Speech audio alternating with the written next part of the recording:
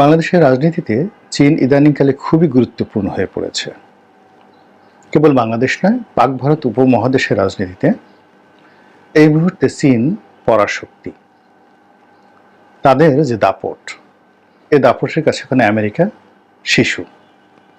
আফগানিস্তান থেকে শুরু করুন, এই মুহূর্তে রাশিয়া এবং চীন তাদের কৌশলগত পার্টনার হিসেবে পুরো আফগানিস্তানের যে তালেবান সরকার তাদেরকে যেভাবে সাহায্য করছে এবং সহযোগিতা করছে, এবং এই মুহূর্তে আফগান অর্থনীতি যেভাবে ঘুরে দাঁড়িয়েছে এবং আফগান মুদ্রা খুব অল্প সময়ের মধ্যে যে শক্তিমত্তা অর্জন করেছে, যেটি মার্কিন ডলারের সঙ্গে সামঞ্জস্যপূর্ণ।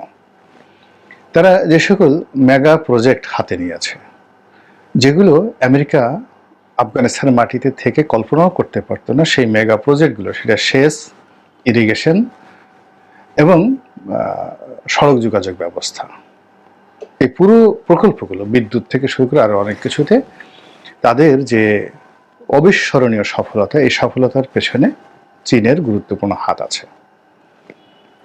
2 নম্বর হলো যে শ্রীলঙ্কা। শ্রীলঙ্কাতে চীনপন্থী ছিলেন এক গ্রুপ, এখন যারা আছেন তারাও চীনপন্থী, এবং সেখানে বাংলাদেশের মতোই একটা গণ অভ্যুত্থান হলো, এবং এটা আরো ব্যাপক। বাংলাদেশে এটা ছাত্রদের ছিল, আর ওটা একেবারে, এখানে আমরা ছাত্র জনতা বলি, আর ওখানে সত্যিকার অর্থে গণ অভ্যুত্থান। এবং বাংলাদেশে যেমন শেখ হাসিনা সরকারের দুর্নীতি, অনিয়ম,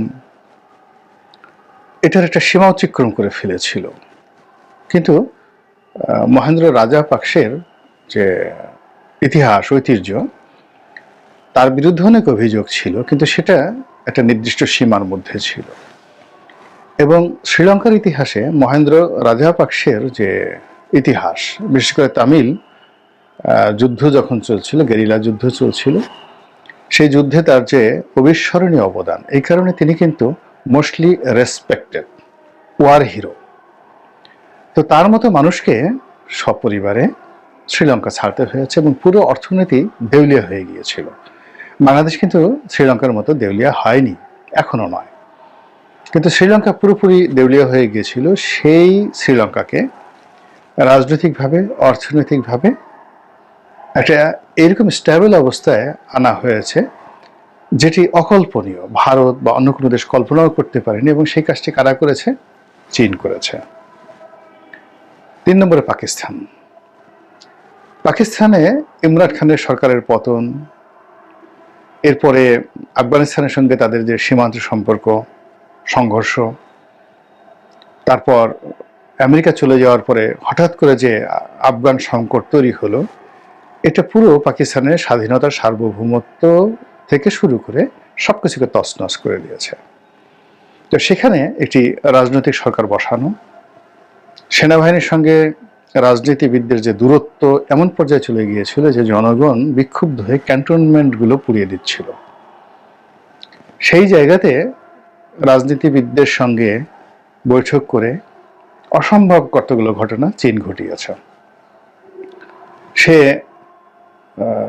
চিরশত্রু নওয়াজ শরীফের দল এবং বেনজির ভুট্টো, আসিফ আলী জারদারের দল, পাকিস্তান পিপলস পার্টি, এবং ডিজেল মাওলানা হিসেবে খ্যাত ফজলুর রহমানের দল, এই 3টি দলকে একই প্ল্যাটফর্মে নিয়ে এসেছে এবং সেনাবাহিনীর সঙ্গে তাদের একত্র করে একটা কোয়ালিশন সরকার চীন গঠন করে দিয়েছে, এবং পাকিস্তান এখন স্ট্যাবল, সব দিক থেকে স্ট্যাবল। গেল পাকিস্তান। এরপর আসে নেপাল। নেপাল বলতে এটাকে মনে হতো ভারতের একটা অঙ্গরাজ্য, ভীষণ রকম অঙ্গরাজ্য। সেই অঙ্গরাজ্যটিকে ভারতের কবল থেকে মুক্ত করে এখন সেটাকে ভারতের জন্য একটি বিষফোঁড়া হিসেবে তৈরি করে ফেলা হয়েছে, এবং সেটা করেছে চীন। এবং সেখানে কোনো ভারত নেই, কোনো আমেরিকা নেই, কোনো ইউরোপ নাই। এটি এখন মনে হচ্ছে যে চীন এবং নেপাল একই মায়ের পেটের ভাই, 2 ভাই অথবা ভাই বোন। এবং এখন নেপাল ভারতকে ধমক দেয়, তার সাথে যুদ্ধ করতে চায়, এবং সীমান্তে সরাসরি ভারতের যে সেনাবাহিনী তাদের উপর গুলি করে দেয়। গেল নেপালের কথা। এরপর আসেন মায়ানমার। মায়ানমারকে শান্তিং দেওয়ার জন্য, মায়ানমারকে শেষ করে দেওয়ার জন্য একটা আলাদা অ্যাক্ট তৈরি করা হয়েছে, বার্মা অ্যাক্ট। আমেরিকা মায়ানমার এটা পশম স্পর্শ করতে পারেনি। আমাদের ডক্টর মোহাম্মদ ইউনূসের অনেক আগে সেখানে তাদের এজেন্ট সুসিকে নিয়োগ করা হয়েছে, তাকে নোবেল পুরস্কার দেওয়া হয়েছে, কিন্তু কিছুই করতে পারেনি। সুসি আগেও জেল খেটেছে, এখন আবার জেলে আছে। মায়ানমারে 4 থেকে 5টি গ্রুপ যুদ্ধ করছে সেনাবাহিনীর সঙ্গে। প্রায় সবার সঙ্গেই চীন সমপর্যায়ের সম্পর্ক রেখে চলছে। সরকারের সাথেও আছে, বিরোধী পক্ষের সাথে আছে, এবং সেখান থেকে কুইট ইন্ডিয়া, ইন্ডিয়াকে আউট করে দেওয়া হয়েছে। এবং ইন্ডিয়ার যে বিশাল বিশাল ইনভেস্টমেন্ট ছিল, পুরো জায়গার থেকে চীন তাদের কৌশল প্রয়োগ করে উঠিয়ে দিয়েছে। এরপরে আসুন মালদ্বীপে। মালদ্বীপে তো চীনা রাজত্ব, এবং সেখানে ভারতের আর্মিকে তাড়িয়ে দেওয়া হয়েছে, এবং সেখানে ছোট্ট একটা দ্বীপ রাষ্ট্র, আমাদের একটা ইউনিয়নের মতো। আমার যে নির্বাচনী এলাকা গলাচিপা দশমিনা, ঠিক এতটুকু এলাকা পুরো মালদ্বীপ। তো সেই মালদ্বীপের যিনি প্রেসিডেন্ট হলেন mister Muizzu, he is so powerful. Narendra Modi আসলেন মালদ্বীপ ভ্রমণ করার জন্য, আর তিনি চলে গেলেন চায়নাতে।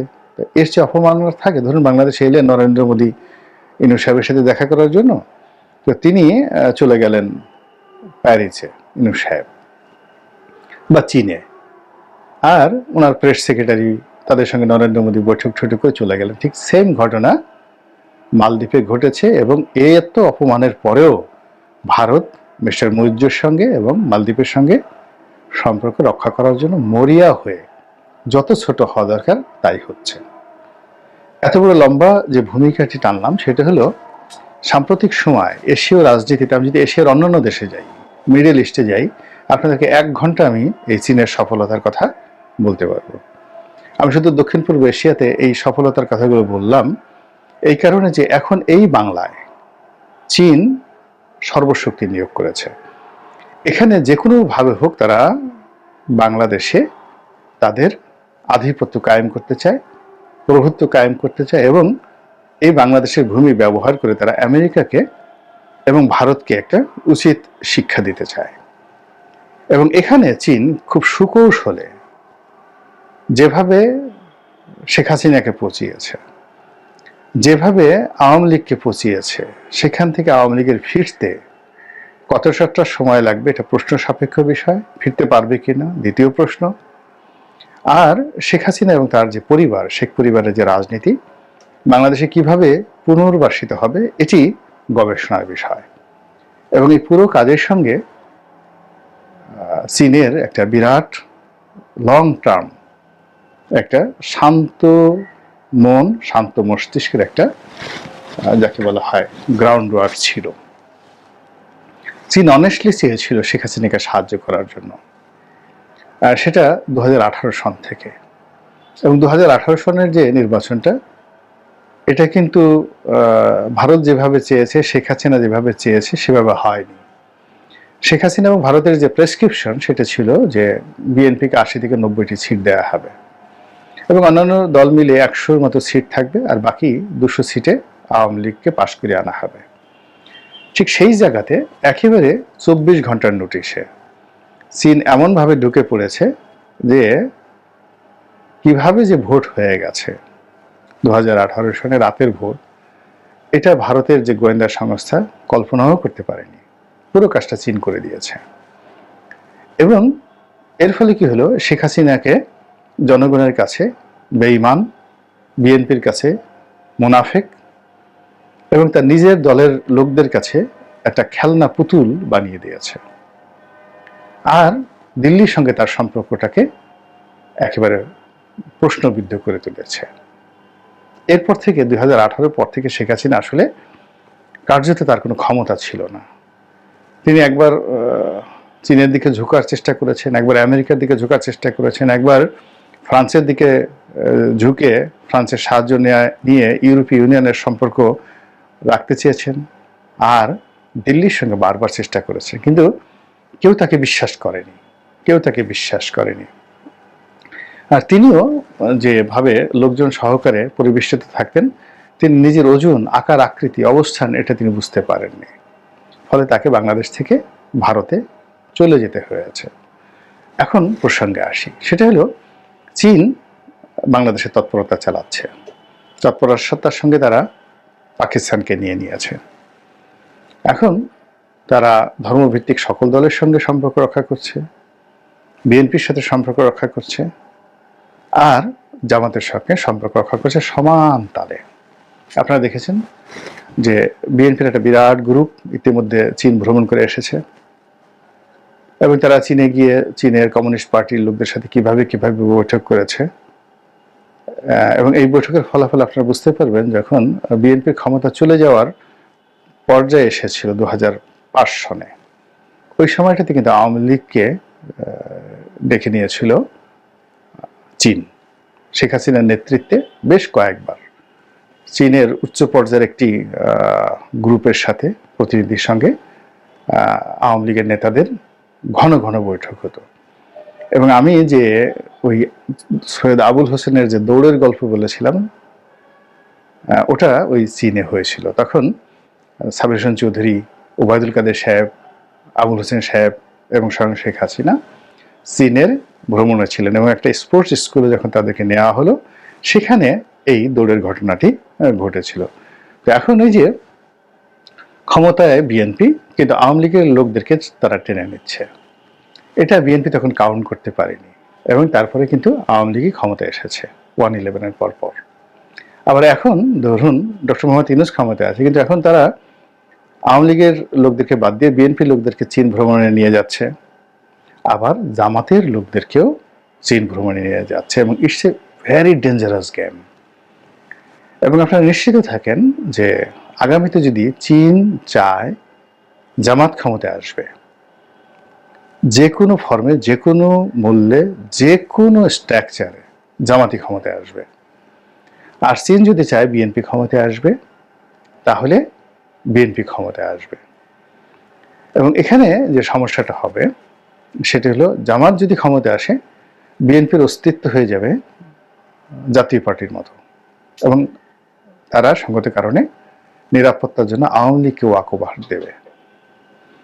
আবার বিএনপি যদি ক্ষমতায় আসে, তারাও কিন্তু জামাতকে নির্মূল করার জন্য সর্বশক্তি নিয়োগ করবে এবং তারাও তাদের মাঝামাঝি, জামাত এবং তাদের মাঝামাঝি একটি শক্তিশালী দল আওয়ামী লীগকে দাঁড় করিয়ে দেবে।